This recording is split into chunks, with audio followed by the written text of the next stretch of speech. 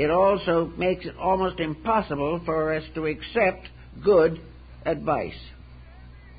Now, good advice is something nearly everyone is afraid of today. Also, we have to wonder whether the person giving the advice is really qualified to do so.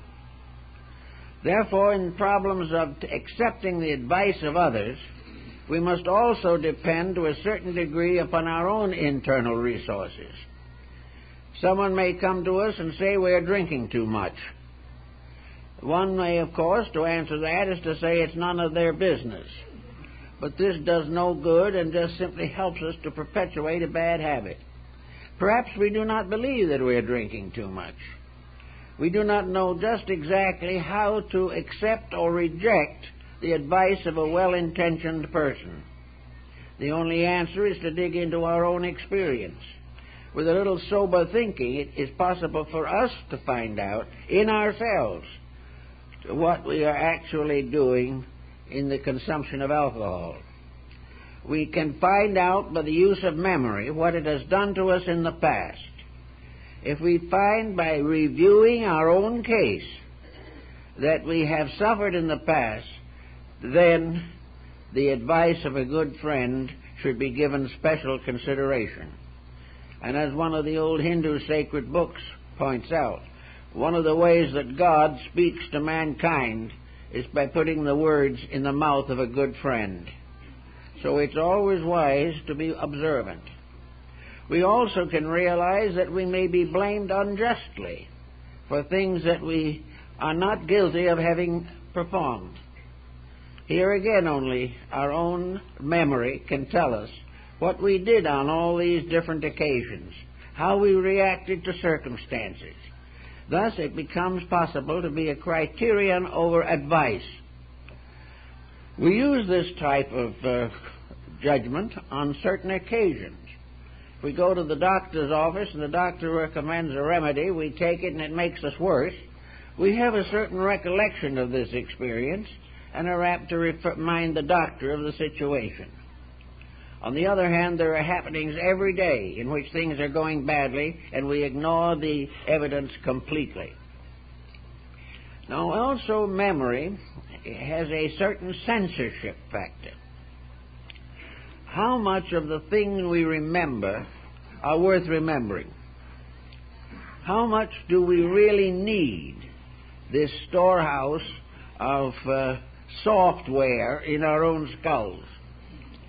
How much do we actually depend upon memory to strengthen character or allow it to weaken character? Most minds today are cluttered. They are completely a mass of conflicting concepts and opinions, many of which are of no value whether they are true or not. It is necessary to try to find out how to clear the mind for the essential judgments of living. One of these problems, of course, one of the worst of these to face, is the problem of religion. Religion brings to the mind of the individual a variety of dogmas, teachings, creeds. The religious world is made up of systems of thought, backed by sages or saints or mystics, or unfortunately in our day, by a number of very shrewd businessmen. But actually, we may spend a lifetime studying a creed, only to find out before we come to the end of life that the creed was not correct in the first place. We were over-influenced by someone else's attitudes or opinions, or we were sold a deal because we did not think things through for ourselves. In this way, we can learn and memorize and quote vast amounts of information or misinformation that has little or no lasting value. We also find by studying the media and other methods of communication that we are loaded with opinions, prejudices, and conceits. We are exploited mentally and emotionally and physically all the time. We feel very sad about this sometimes, but it never seems to occur to most people to allow their own mind to be the leader and discipline the mind until it can lead properly. The individual reaching majority is supposed to be in a condition of the mind which will enable him to think straight and control and direct his own life correctly. He is supposed to be mature. By maturity, it does not mean that he is physically adult. By maturity, it means that he is in a condition of compound nature, which enables him to lead himself correctly through the future years of his life.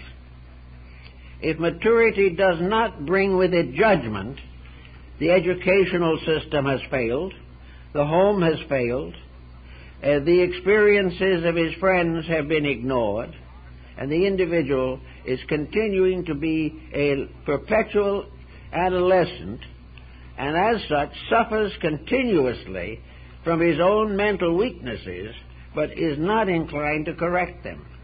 He finds other excuses, or evades them, or simply ignores the mistakes and their consequences. This builds up until it can produce practically every tragedy that we know in life. Nearly every disaster that happens to the individual has a major factor of lack of insight, lack of judgment, lack of common sense somewhere built into it. Now, as the individual goes along through the years, he accumulates a vast baggage of mental ideas, concepts, and baggage. He will constantly find that he is being influenced by his own thinking patterns. And these thinking patterns are very often not only inconsistent, but actually contradictory. We have a tendency in learning today to accept various points of view without question, even though they are irreconcilable. If you read 3 books on modern science, you may find statements in them that are hopelessly inconsistent. They will represent perhaps a very sincere and careful judgment by a person whose judgment was not sufficiently strong to prevent him from making mental error.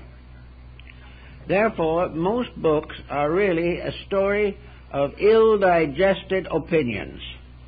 They are the individual reading somebody else's attitudes, and because these attitudes appear in print, they seem very important, very significant, and if well worded, can have a very captivating appeal. But when it's all said and done, there's no fact there. Now, to find facts for the average person, probably the Baconian point of view is as good as any. A fact is something that can stand the great tests that experience is subjected to. A fact must be reasonable. It must be a way that has been proven in the past. All facts, basically, are moral issues, and the moralities of those who lived the best must be the guiding information. Also, there must be the factor that the belief or the attitude or the opinion is not contrary to the experienced good of mankind. Also, in this respect, we have great codes of laws to assist us in developing the integrities of life. These laws are built upon the experience of humanity over thousands of years. We often conceal these laws under the name of a single prophet or some great spiritual teacher, but they are actually an accumulation of man's experience. They are the evidences that have been gathered from lives and living over periods of centuries.